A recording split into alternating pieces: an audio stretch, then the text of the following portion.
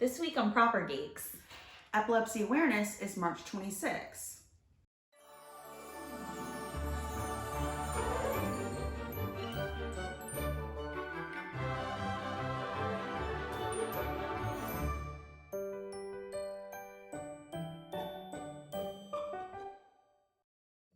This episode is dedicated to all people with seizures who deal with epilepsy alike.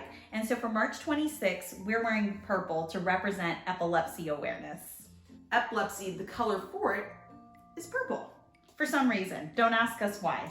I think they just picked a color out of a hat. Yeah. As many of you have seen our other videos on this channel, you know that Meredith and I made an epic Orlando vacation trip. We went to all 4 parks at Disney World and the 2 parks at Universal Studios. But it wasn't as easy as you'd think for one big reason. My epilepsy. And we'd like to point out, no 2 people have the same kind of epilepsy. Just like 2 people are not the same. We have the same glasses, but we're a different face. Exactly.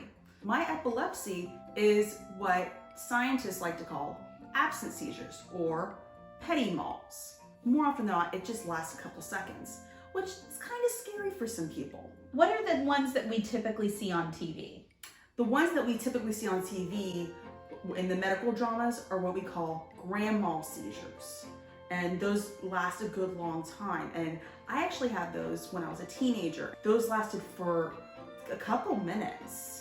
Mm-hmm. And since I've got my medication under control, I don't have those anymore, really. So when I was 14, you were either 12 or 13, we were planning a trip to Disney World. Do you recall that? Because you really wanted to go on the Winnie the Pooh ride. Winnie the Pooh was like hot. All the girls had like Tigger backpacks back then. That's been wiped.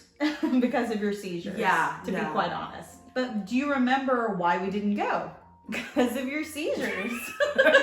See, I can laugh that off now. For a lot of people, it's honestly not a laughing matter. For us, we understand the seriousness and the gravity of it. When I was younger, I could not laugh about it. But we do want to be a resource for those of you who say to yourself, I can't go to theme parks because I've got this issue. Meredith has epilepsy. Why don't you tell them what we did to make that vacation happen? So one thing we did was we discovered Disney has on their website which of the rides you cannot go on because they're aware this roller coaster is a little too intense. The boat rides are perfectly safe for you. Absolutely. I breastfed on those. That's how easygoing they are. I didn't know that. You didn't know what I was up to? No, I wasn't next to you. If you know the iconic ball in Epcot, fabulous breastfeeding ride. It is a fabulous breastfeeding ride. Let me tell you, oh my 6.5-month-old and I, we partied until you realize it's taking a photo of you. So my photo on the Epcot ride is me going, trying to hide myself. Oh my gosh.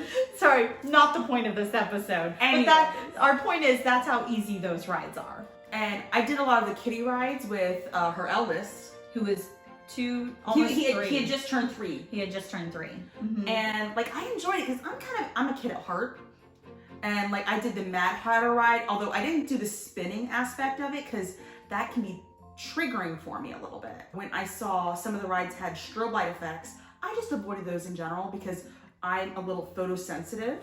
Do most seizures for most people, are they triggered by photosensitivity or is it just person? No, that's actually a small percent for people with epilepsy. With the app, you actually can open the app on your phone. It shows like the wait times and you can actually see if there's a warning for the ride. Did you find Universal or Disney was friendlier when it came to epilepsy?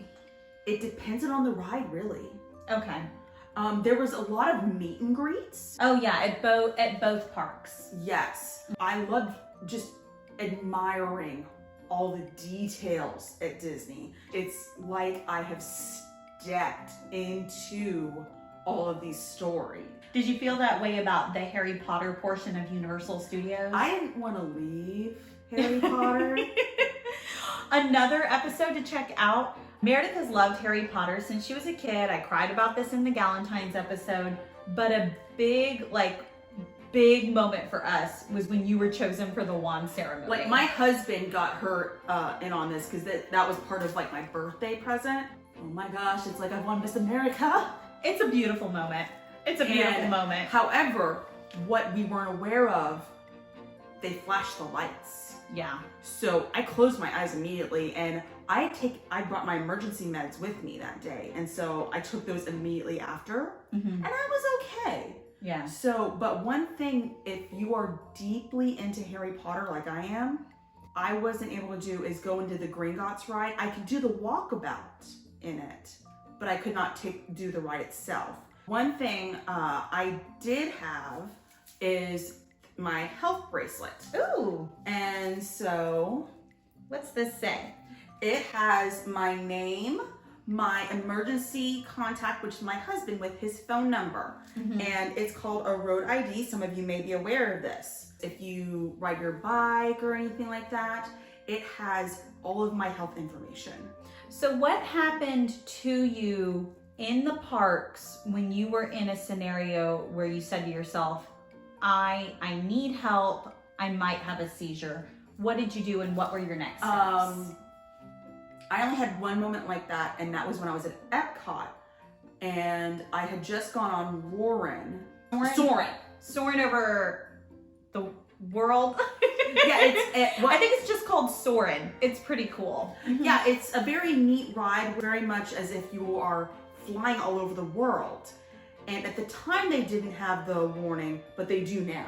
Felt as if a seizure was going to happen. And so my husband tried to get me my medicine. He ran and got a park worker. They got me in a wheelchair and actually got me to the front of the park very quickly because we were about halfway through the park. Soarin's about halfway back. Epcot logistically, we've said, is the most physically taxing park because of the golf ball shape of it. So there's not as many cut-throughs. It's a very large park. Yeah, the park workers were very helpful to us, and they got us straight to the bus. And we actually didn't wait very long to go from waiting at the bus taking us to the resort, and getting to our room very long. Was somebody at the resort waiting for you with the wheelchair as well? Yes, Yeah. they had radioed ahead for us. So keep in mind, Disney is not sponsoring this, but we did find as a family, we felt more safe with Meredith at Disney Studios over Universal. But Universal, their line experiences were completely amazing. So if you have epilepsy and it's not a ride you can go on, stand in the Hogwarts line, be in Hogwarts Castle, go through Gringotts Bank. Yeah. Just don't get on the ride. It's a very elaborate, amazing experience that we'd love for you to have too. Plan your rides, bring your meds, and enjoy yourself. Thanks so much for watching this special episode of Proper Geeks. We'll see you next time. Like and subscribe.